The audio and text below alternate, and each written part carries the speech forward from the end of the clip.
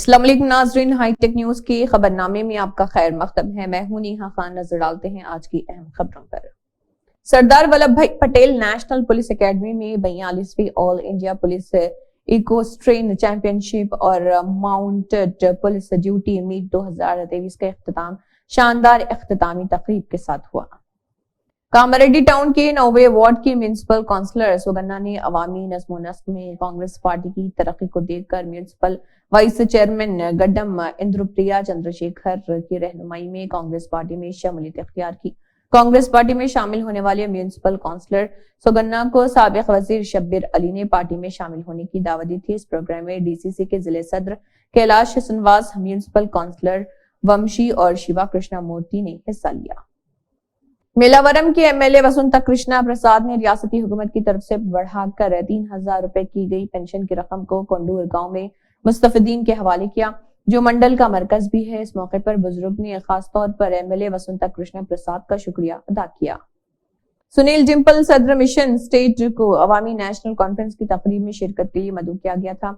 जम्मू कश्मीर के साबिक वज़ीर आला और जम्मू कश्मीर अवामी नेशनल कॉन्फ्रेंस के बानी सदर मरहूम जीएम शाह की 15वीं बरसी पर खराज अकीदत पेश करने के लिए डिम्पल ने इस मौके पर पीएमएचएम और बीजेपी को इल्हाक की शराइत के नफाज, जम्मू कश्मीर रियासत की बहाली और जम्मू कश्मीर असम्बली इंतखाबात के इनेकाद पर अपना मौक़िफ़ वाज़ेह किया। उन्होंने कहा है कि हम आर्टिकल 370-35A के मनसूखे के खिलाफ जंग जारी रखेंगे और हमारे माहिरीन कानून जल्द ही सुप्रीम कोर्ट में नजरसानी की दरख्वास्त दायर करेंगे। शाह साहब शेख अब्दुल्ला साहब के दामाद हैं और सबसे बड़ी बात ये देखिए, ये इतनी बड़ी एक हस्ती थे जिन्होंने जम्मू कश्मीर के इतिहास को बचाने के लिए बहुत बड़ी कुर्बानियां भी दी, याद है। और यहां तक मैं कहूंगा सुहेल साहब, मुझे यह भी याद है कि शेख अब्दुल्ला साहब के साथ जम्मू कश्मीर की आइडेंटिटी, कल्चर, डेमोग्राफी, इतिहास को बचाने के लिए ये जेलों तक भी शेख मोहम्मद अब्दुल्ला साहब के साथ चले गए। और सबसे बड़ी बात तो यह है कि इन्होंने जम्मू कश्मीर की आइडेंटिटी, कल्चर, डेमोग्राफी और इतिहास को कभी खराब नहीं होने दिया। और महाराजा हरि सिंह जी, जो डोगरा महाराजा हमारे डोगरा रियासत का इल्हाक भारत के साथ करके गए थे, यहां पे मेरे बड़े बड़े शुजा जफर साहब, सलीम और ज्ञान सिंह जी और ये बड़े हमारे उनके साथ जो शाह साहब के साथ पप्पी जी ने जिन्होंने काम किए हुए हैं। और मैंने खुद देखा हुआ है कि 26 अक्टूबर 1947 को जम्मू कश्मीर का असेशन भारत के साथ हमारे महाराजा हरि सिंह जी करके गए थे। और उस असेशन को बचाने के लिए शेख मोहम्मद अब्दुल्ला साहब और जीएम शाह ने असेशन की शर्तों को बचाने के लिए बहुत बड़ी योगदान किया। देखिए, हमारे जम्मू कश्मीर के ऊपर समय समय के ऊपर हमले होते रहे हमारी डोगरा रियासत को तबाह बर्बाद करने के लिए। जिन शर्तों के ऊपर इल्हाक हुआ था 26 अक्टूबर, सोहेल साहब आपको मालूम है 1947 में हमारे जम्मू कश्मीर का एक सदर रियासत और एक प्राइम मिनिस्टर हुआ करता था। मैं आप सबके लिए याद इतिहास है। और उसमें इन्होंने इस पद को बचाने के लिए जेलों में चले गए शेख साहब के साथ। लेकिन हमला हुआ तो पहली बार 1956 में 370-35 से इल्हाक की शर्तें इंस्ट्रूमेंट ऑफ असेशन की शर्तों में से निकल करके वापस आया था। और 1956 में इसी प्रेसिडेंट ऑफ इंडिया ने, इसी पार्लियामेंट ने हमें 1956 में प्रेसिडेंशियल ऑर्डर के साथ 370-35 से हमें मिला था। फिर उसके बाद देखिए, उस समय के 64 में शाह साहब और शेख साहब तो अंदर थे। और फिर उस समय इसी प्रेसिडेंट ऑफ इंडिया ने, और सोहेल साहब बड़ी मजे की बात है, जफर साहब बड़ी मजे की बात है, इसी प्रेसिडेंट ऑफ इंडिया ने 1964 में 15 सालों के लिए लाइफ टाइम 370-35 को जम्मू कश्मीर में बहाल रखा और ये बोला कि इसे कोई हटा नहीं सकता है।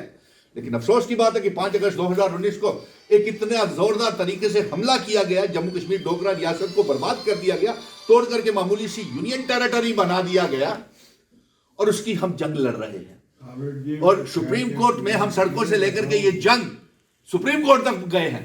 लेकिन अफसोस की बात यह है, देखिए उसके बाद एक इतिहास है। ये साहब हम फिर शेख अब्दुल्ला साहब को रिहा किया। हमला एक 1965 सुनिए एक बहुत बड़ी बात है। 1965 में भी एक हमला जम्मू कश्मीर की आइडेंटिटी, कल्चर, डेमोग्राफी और इतिहास को बदलने के लिए किया गया, जिसमें हमारी सदर रियासत और प्राइम मिनिस्टर की पोस्ट को एबॉलिश कर दिया गया। और किसने एबॉलिश किया?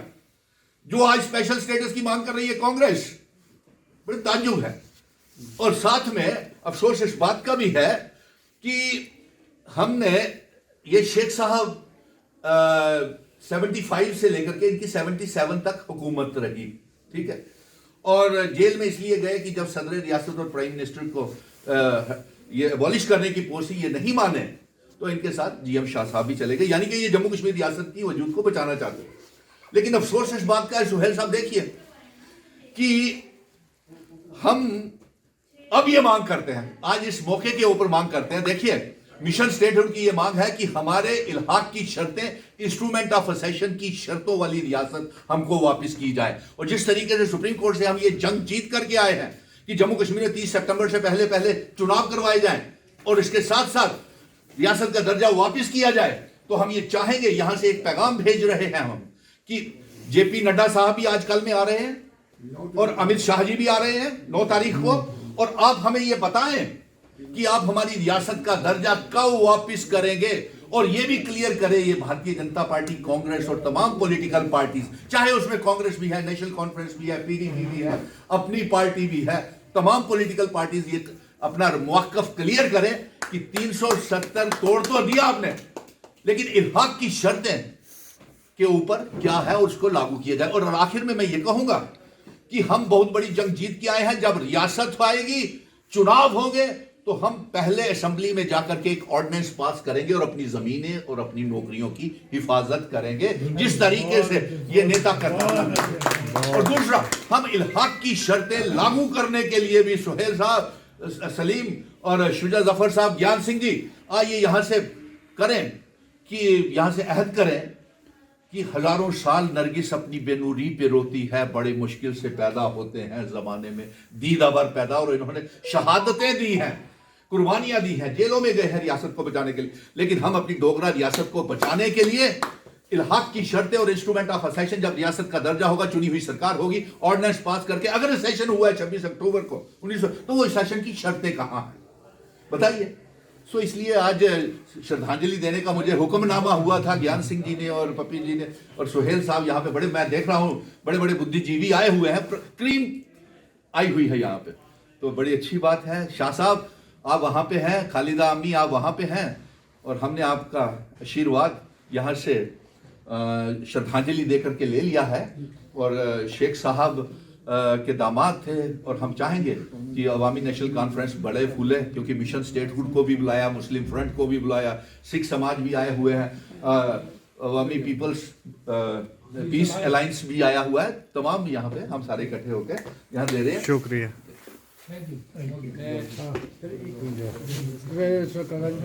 हल्के पालासा के आचार्य कोटी ने बड़ी ब्राह्मण गली से एक गरीब औरत जिसका नाम शांति कुमारी है, उन्हें मदद फराहम की है और 9,000 रुपए दवाइयों के लिए और 4,000 रुपए जरूरी अशिया के लिए फराहम किए। श्रीकाकुलम सिटी कॉरपोरेशन, पेद्दारेल रोड, राय कोलानी सेक्रेटेरिएट और एलसी पुरम सेक्रेटेरिएट में एक प्रोग्राम मुनाकिद हुआ। यूथ लीडर धर्मना राम मनोहर नायडू ने वाईएसआर पेंशन गिफ्ट प्रोग्राम के हिस्से के तौर पर पेंशन तकसीम के इस प्रोग्राम में बात करते हुए कहा कि chief minister YS Jagan Mohan Reddy के जरिए दिए गए वादे के मुताबिक पेंशन में 3,000 रुपए का इजाफा किया गया है। यकम दिन से 6 घंटे की पेंशन अवाम के देने का सहरा वजीर आला के सर जाता है।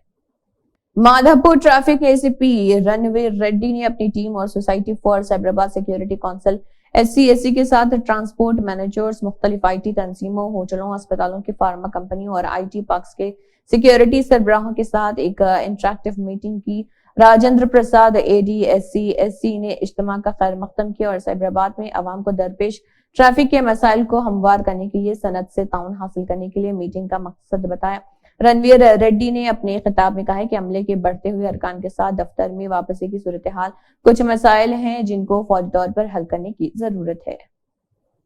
जोश अलुकास समाजी गुड़ा 6 जनवरी को 13वीं सालगिरह मना रहा है। इस दौरान मेहमान खुसूसी के तौर पर दानम नागेंद्र MLA खैरताबाद ने शिरकत की। 13th एनिवर्सरी के खुशी के मौके पर मैं उन सबको मुबारकबाद दूंगा। इनका जो सलूस का जो है आज हैदराबाद में 4th ब्रांच है और इसी तरह और ज्यादा ब्रांच बनाना बोल के मैं उनसे रिक्वेस्ट करता हूं। Giving gold coin and diamond 20% discount is there. In platinum 7% discount is there. Last 13 years in Hyderabad, so many customers they are given valued support. We are in future also we are looking for this support. Thank you very much for all the customers in the Hyderabad. Because this today we are celebrating our 13th anniversary. Thank you. Telangana के वजीर आला रेवंत रेड्डी ने आज हैदराबाद के राजभवन में साबिक सदर जमहूरिया रामनाथ कोविंद से खैर-सुगाली मुलाकात की।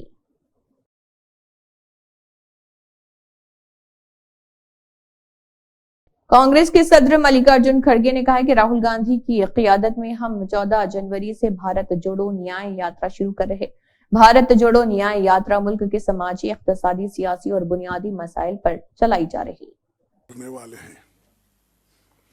और राहुल गांधी जी के नेतृत्व में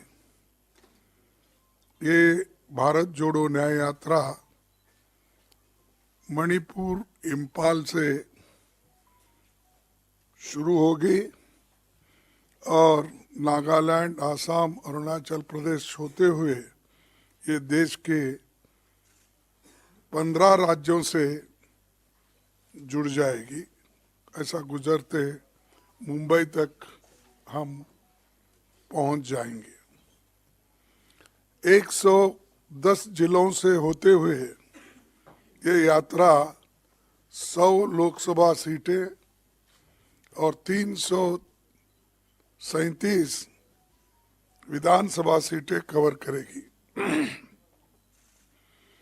करीब 6,700 किलोमीटर दूरी तय करके ये यात्रा मुंबई में समाप्त होगी।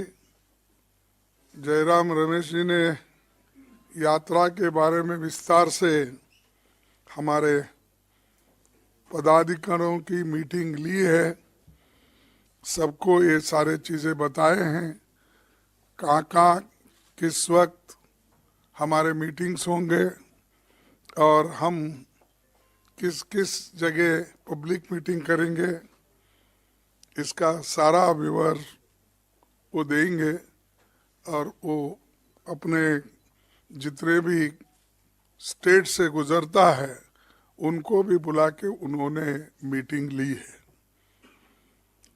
भारत जोड़ो न्याय यात्रा देश के सामाजिक, आर्थिक और राजनीतिक तीनों विषयों देश के बुनियादी मुद्दों पर हम ये यात्रा निकाल रहे हैं। कांग्रेस सदर मल्लिकार्जुन खड़गे ने दिल्ली में एआईसीसी हेडक्वार्टर में भारत जोड़ो न्याय यात्रा का लोगो लॉन्च किया और कहा, भारत जोड़ो न्याय यात्रा हम वतनों को माशी, समाजी और सियासी इंसाफ फराहम करने की तरफ हमारा मजबूत कदम है।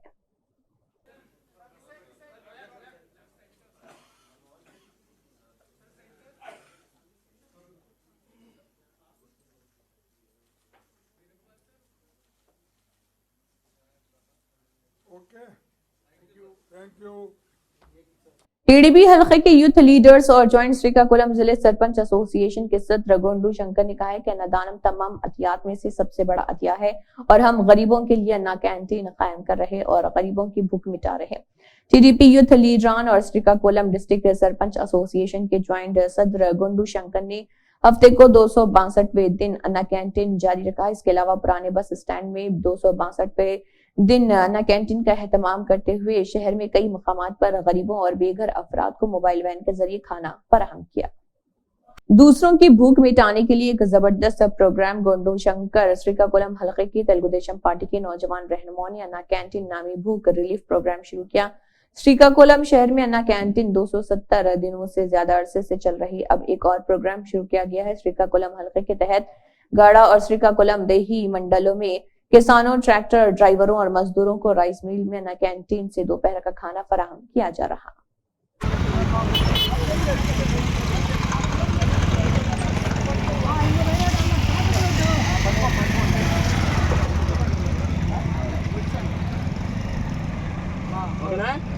మిల్లి అలా మిల్లి రైస్ పూర్తి అలా మిల్లి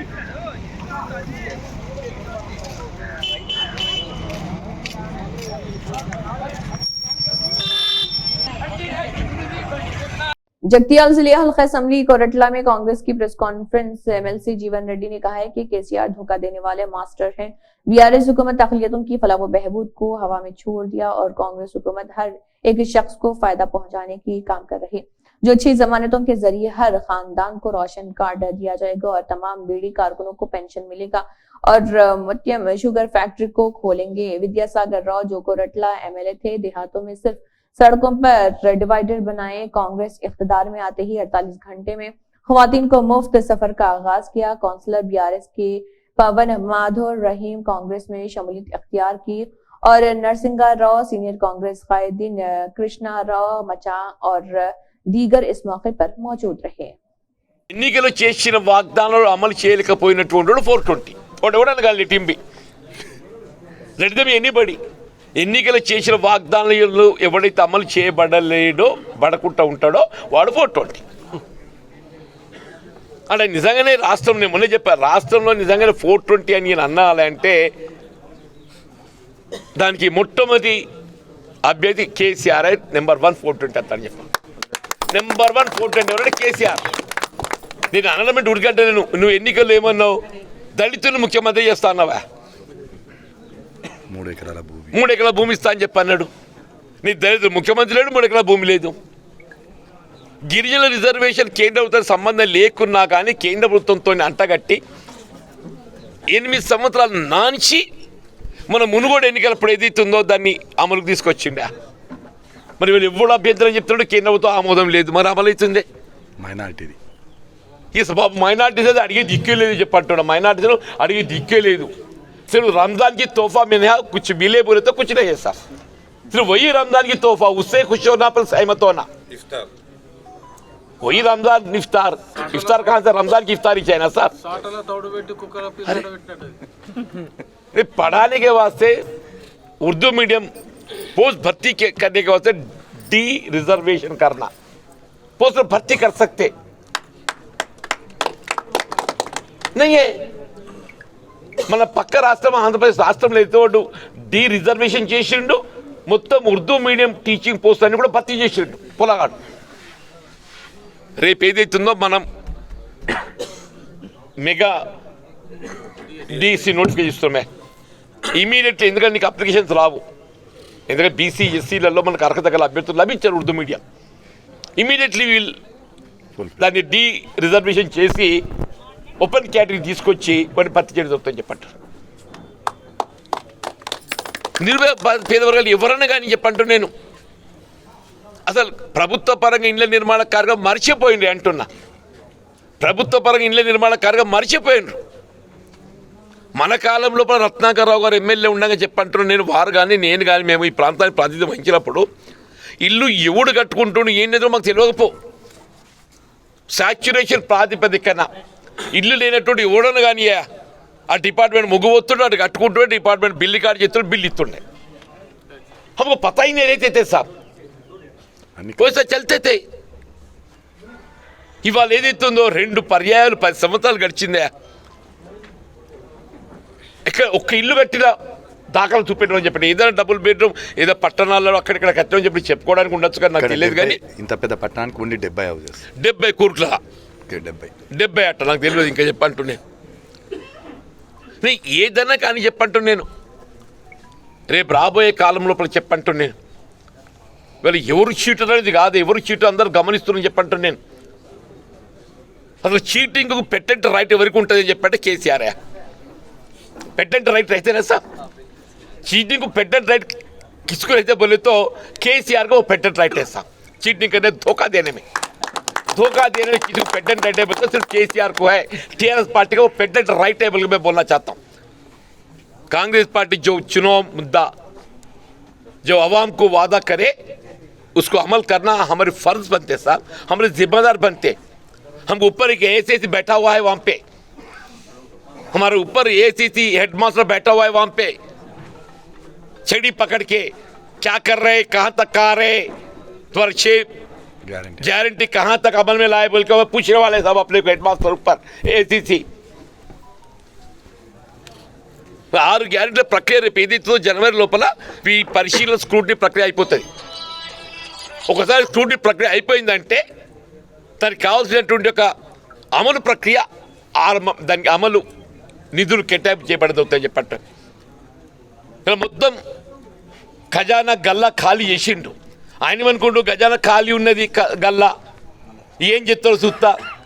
అరే నాయన నువ్వు ఎన్ని శాపరార్థాలు పెట్టినా కానీ ఏదైతుందో ఆ ప్రజల ప్రేమాభిమానం కాంగ్రెస్ పార్టీ ఉన్నంత వరకు ఏదైతుందో ఆ విశ్వాసాన్ని నిలబెట్టుకుంటాం అని చెప్పంటారు. నేను తప్పకుండా రేపు గృహజ్యోతే కానీ ఇలా సిలిండరే కానీ రేషన్ కార్డు దిక్కుంటుంది. అనేక రేషన్ కార్డు 10 ఏళ్ళు అయిన రేషన్ కార్డు అని చెప్పంటున్నా.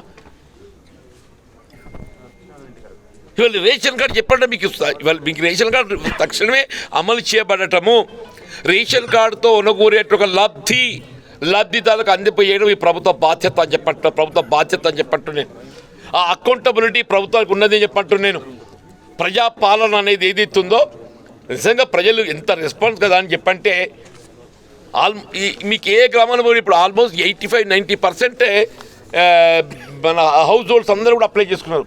ఏమైనా ఒక 10% ఉంటే ఇది నిరంతరం కొనసాగుతుందని చెప్పంటున్నాను. ఇప్పుడు 6th వరకు ఏదైతుందో మనకు షెడ్యూల్ ఉన్నది. ఎవరైనా కొన్ని సందర్భాల్లో అందుబాటులో లేక దరఖాస్తు చేసుకోలేక ఉంటే వాళ్ళ అర్హతకు అనుగుణంగా ఎప్పుడు అప్లై చేసుకున్నా కానీ వాళ్ళకి ఏదైతుందో ఆ లబ్ధి అనుకూర్చబడుతుంది. దయచేసి ఏదైతుంది వల్ల కొరుట్లే కానీ జగిత్యాలే కానీ అంటే వాస్తవంగా కాంగ్రెస్ పార్టీ ఆశించిన ఫలితాలు పొందలేకపోవడం కొంత మమ్మల్ని నిరాశ గురి చేసింది. నిజంగా వాస్తవం నిరాశ గురి చేసింది. అరే ఈ ప్రాంతంలో ఇంత మేము ప్రజానీకానికి అందుబాటులో ఉండి కూడా మేము ఎందుకు ఫలితం పొందలేకపోయినాం అనేది కారణాలు ఏదైతుందో మన మధ్యలో బీజేపీ సొచ్చుకొచ్చుడు, ఆ బీజేపీ సొచ్చుకొచ్చి ఏదైతున్నదో వాళ్ళు లేని ఒక మత విద్వేషాలను ప్రజల్లో ఏదైతుందో రెచ్చగొట్టబడే విధంగా ఓటర్ని ఏదైతుందో ఇవాళ మరల్చే ప్రయత్నం చేయబడ్డం కారణం ఏది అని కానీ మేము అనుకున్న రిజల్ట్ ఫలితం పొందలేకపోయాను. వాట్ ఎవర్ ఇట్ ఈస్ ఏది ఏమైనా వీళ్ళు మేము ఆశించిన ఫలితం పొందకున్నా కానీ ఇలా ప్రజలకు అందుబాటులో ఉండి సేవ చేయడం మా వంతు బాధ్యత అని చెప్పంటున్నాం. ఇక్కడ మిత్రులు నరసింహరావు గారే కానీ అక్కడ జగిత్యాలలో నేనే కానీ ఎవరేమో కానీ చెప్పంటున్నా మా కాంగ్రెస్ పార్టీ అవకాశం కల్పించింది. ప్రజల్లో మేము ఏదైతే वजारती chemicals and fertiliser department of fertiliser ने तमाम फर्टिलाइजर मैन्युफैक्चरिंग कंपनियों के एमडी सीएमडी को नोटिफिकेशन जारी किया है कि काबीना कमेटी बराए इख्तिसादी उमूर CCEA ने 28 जून 2023 को होने वाले अपने इजलास में यूरिया के नाम से सल्फर कोटेड यूरिया शुरू करने की तजवीज की मंजूरी दी है. इस सिलसिले में मजाज अथॉरिटी ने 40 किलो के थैले में सल्फर कोटेड यूरिया को इसी MRP पर मुतारिफ कराने की मंजूरी दी है, जो कि 45 किलोग्राम नीम कोटेड यूरिया के थैले में यानी GST समेत 266.50 रुपए है. इसी के साथ हाईटेक न्यूज खबरनामा इख्तिताम को पहुंचता है. अल्लाह हाफिज.